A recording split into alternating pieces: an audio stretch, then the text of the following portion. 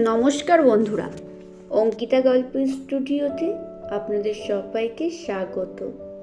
অঙ্কিতা গল্প স্টুডিওর আজকের নিবেদন সরজিৎ ঘোষের একটি মন ভালো করা গল্প। গল্পের নাম নির্দোষ। চলুন শোনা যাক।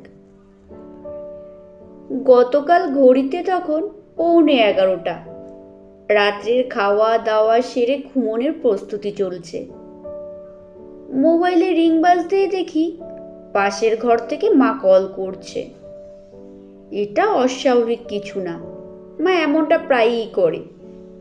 জিজ্ঞেস করলে বলে, ডাকলে তো শুনতে পাস না, তাই কল করি। তা কল রিসিভ করতেই মা বলল, তাড়াতাড়ি আমার ঘরে আয় একবার। কথাটা এমনভাবে বলল, আমি তো দারুণ ভয় পেয়ে গেছি। ভাবলাম শরীর টরীর খারাপ হলো নাকি। দৌড়ালাম মায়ের ঘরে। দেখি মা বিছানায় বসে হাতে মোবাইল, চোখে মুখে কেমন যেন একটা আশঙ্কার ছাপ। জিজ্ঞেস করলাম, শরীর খারাপ লাগছে মা? মা চুপ করে আছে, কোনো কিছু উত্তর দিচ্ছে না। কিছু বুঝতে না পেরে আবার জিজ্ঞেস করলুম, শরীর ঠিক আছে তো, জল খাবে? মা নিজের মোবাইলটা আমার দিকে এগিয়ে দিয়ে বলল, আগে বল, এই মেয়েটি কে? দেখলাম ফেসবুকটা অন, ভ্রমণের একটা গ্রুপ খোলা আছে। মেয়েটিকে এমন একটা জিজ্ঞেস করাতে আমি তখন মোবাইলটা নিয়ে মেয়েটির ছবির দিকে এক ঝলক তাকিয়ে নিয়ে নিজেই সন্দেহ প্রকাশ করে বললাম, কে এই মেয়েটি? ভালো করে দেখ, তাহলে বুঝতে পারবি। আমার হাতেই তখন মোবাইলটা। ভালো করে দেখে বুঝতে না পেরে বললাম, আমি তো চিনি না। তা হঠাৎ এত রাতে এমন প্রশ্ন? মা শুনে বলল, তুই যদি ওকে নাই চিনিস তাহলে ও তোর পাশে বসে কি করছে? আমি তো দেখছি ও তোকে ধরে বসে আছে। আমাকে ধরে বসে আছে বলতেই আমি তখন মেয়েটির পাশের জনকে এবার ভালো করে দেখছি। দেখছি মানে ভালো করেই দেখছি।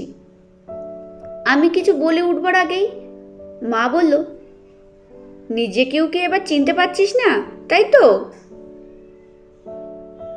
মায়ের দিকে যেই তাকিয়েছি, মা তখন মোবাইলটা আমার হাত থেকে ফস করে টেনে নিয়ে বলল, এই তো ট্রেনে করে কোথায় যাচ্ছিস? সত্যি করে বল, কোথায় গিয়েছিলি? আর আর ও ও তোর পাশে, মানে পরশুদিন বিষ্ণুপুরে গিয়েছিলি, এই মেয়েটিও তাহলে সঙ্গে গিয়েছিল? মায়ের এমন কথা শুনে আমি আর হাসি চেপে রাখতে পারলাম না। আমি বেদম হাসছি। মাকে বললাম, তোমার মাথা খারাপ হয়ে গেছে, কি সব যাতা বলছো? মা রেগে বলল, বৌমা এসব জানলে কি হবে বলতো? আগে তোকে ডিভোর্স দেবে। ছি ছি ছি, তোর থেকে ব্যাপারটা আমি জানবো বলে তাই তোকে ফোন করে আমার ঘরে ডাকলুম। আমি কিন্তু এসব অন্যায় মানব না। দাঁড়িয়ে না থেকে আমি তখন মায়ের পাশে ভালো করে বসে শান্ত স্বরে বললাম, মা জানো, সত্যি সত্যি অতগুলো টাকা জলে গেল। তুমি ঠিকই বলো, অপারেশন সাকসেসফুল হয়নি। চোখ অপারেশন করেও যা হয়েছে, না করলেও তাই হতো। মা বুঝতে না পেরে আমার দিকে হাঁ করে তাকিয়ে আছে। মায়ের দিকে তাকিয়ে বলুন, যেটা বলছিলুম, এই যে মোবাইলে এই মেয়েটা, আমি একে সত্যিই চিনি না। আর হ্যাঁ, এই যে ছেলেটা, যেটা আমি, ও আসলে আমার মতো দেখতে। তা বলে ওটা আমি নই। ভালো করে দেখো, ওরা ফ্লাইটে বসে আছে, আর তুমি ভাবলে ওটা ট্রেন। কি যে দেখো না, ওরা কোথাও একটা ঘুরতে গিয়েছিল, সেই ছবি পোস্ট করেছে। ছবিটা দেখেছো? ছবির সাথে ক্যাপশনটা পড়েছো কি? পড়ো পড়ো, কি লেখা আছে পড়ো। মা তখন মোবাইলটা নিয়ে ভালো করে দেখে বলে, দে তো চশমাটা। তারপর চশমাটা চোখে দিয়ে গলার স্বর পাল্টে বলল, ও মা, এটা তুই না? আমি হেসে বললাম, কেন মা, ওটা আমি হলে তুমি খুশি হতে? ওটা তুই হলে আমি খুশি হতুম কি অখুশি হতুম তখন বুঝতে পারতিস। তবে আমার আর কি দোষ? সব দোষ ওই চোখের ডাক্তারের।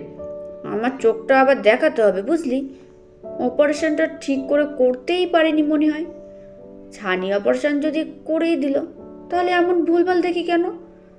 তুই একটা কাজ কর, দিশাতেই তাহলে অ্যাপয়েন্টমেন্টটা করে দে কাল।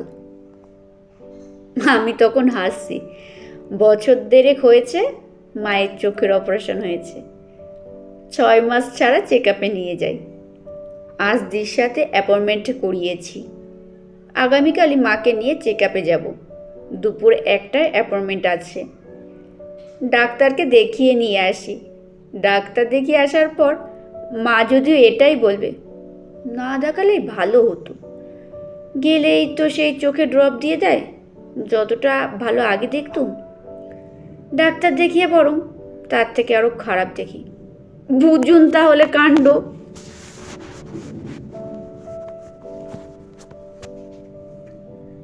নমস্কার, শেষ হলো গল্প পাঠ।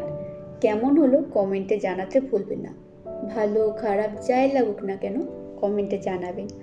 গল্প শোনা হয়ে গেলে একটি লাইক করবেন আর শেয়ার করবেন কাছের আত্মীয় স্বজন বন্ধু বান্ধবদের কাছে, যাতে তারাও এত সুন্দর সুন্দর গল্প শুনতে পারে। আর হ্যাঁ, গল্প শুনলেই কিন্তু হবে না, সাথে সাবস্ক্রাইব করে আমার পরিবারের সদস্য হওয়ার অনুরোধ রইল। এবং যেসব আত্মীয় স্বজনের কাছে আমার এই লিঙ্কটি শেয়ার করছেন তাদেরকেও বলুন প্লিজ আমার চ্যানেলটি সাবস্ক্রাইব করে আমার পরিবারের সদস্য হওয়ার।